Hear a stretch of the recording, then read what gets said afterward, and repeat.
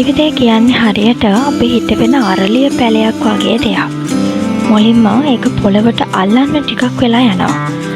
අහසින් වැටෙන වැස්සට වගේම හැලෙන අවුවට ඒ කොරොත්තු දෙන්න ඕන. හැබැයි හරියට සාත්තු කරලා ආතරෙන් බලාගත්තොත් දවසක ඒක හැමෝටම සෙවන දෙන සුවඳ දෙන ලොකු ගහක් බවට පත් වෙනවා. ගමේ කෙළවරක තිබුණ ඒ පරණ වත්තේ අරලිය ගස් වලින් මැසුණු මිදුලේ සීයා සහ ඔහුගේ මුණුබුරා නිතරම කතා කරමින් සිටිනවා. සීයා දෑතින් මරලිය මලක් අල්ලගෙන හිටියේ හරියට ඒක මුළු ලෝකෙම වටිනාම වස්තුව වගේ. ඔහුගේ මුණුබුරා ඔහු දෙස බලාගෙන සිටියේ සෑහෙන වෙලාවක ඉඳලා. ඇයි හැමදාම උදේට මේ අරලිය ගහ යටට වෙලා මේ මල් දිහා බලාගෙන ඉන්නේ? සීයාට මේ මල් එච්චරටම විශේෂද? සීයා Tamanගේ රැලි වැටෙන මොහොනෙන් මෘදු සිනහවක් පෑවා. ඒ සිනහවේ ලොකු කතාවක් හැංගිලා තියෙනවා කියලා මුණුබුරාට තේරුණා. සීයා මුණුබුරාගේ උරහිසට අතක් තියලා හිමින් කතා කරන්න පටන් ගත්තා. ඇයි දන්නවද පුතේ, මම මේ මලක් අල්ලන හැම වතාවකම මට මතක් වෙන්නේ ඔයාගේ ආච්චිව. මේ අරලිය ගහ හිටෙව්වේ ඔයාගේ ආච්චි. අපි බැඳපු අලුත මේ වත්තට මුලින්ම ආපු දවසේ.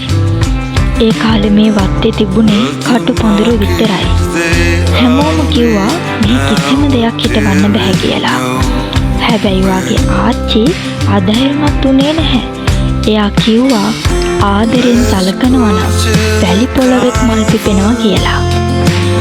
මුණුබුර සීයාගේ මේ වචනවලට ගොඩක් ඇහුම්කන් දුන්නා.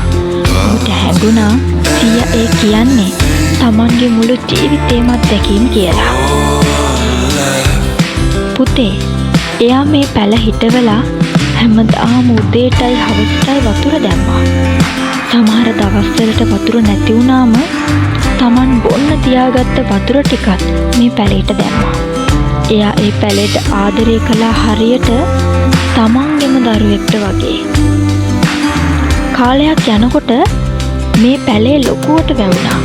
පස්සේ මුළු මිදුලම සුවඳ දෙන ලස්සන මල් පිපෙන්න ගත්තා.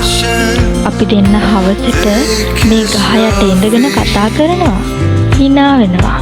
ඒක අපේ ජීවිතේ සතුටුම කාලය. ආච්චි නැති වුණාට පස්සේ මට හිතුණා මගේ මුළු ලෝකෙම අඳුරු වුණා කියලා. හැමදේම එපා වුණා.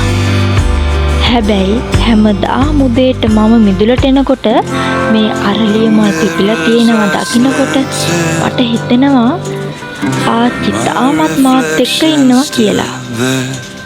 මේ මල් මට කියලා දෙන ලොකුම පාඩම තමයි පුතේ, කාලය කොච්චර ගියත් මනුස්සයෙක් නැති වුණත් ඒ මනුස්සයා දීපු ආදරය, සෙනෙහස කවදාවත් නැති වෙන්නේ නැහැ කියන එක.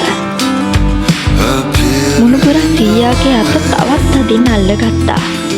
සීයාගේ රැලි වැටුණු අත උඩ තියෙන අරලිය මල හිරු එළියට දිදුලමින් තිබුණා.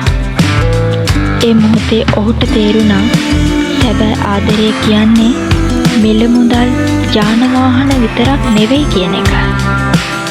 ආදරය කියන්නේ අපි ජීවත් වෙන කාලය තුළ අන් අයට අවංකව දෙන සෙනෙහස, ගෞරවය වගේම රැකවරණයයි.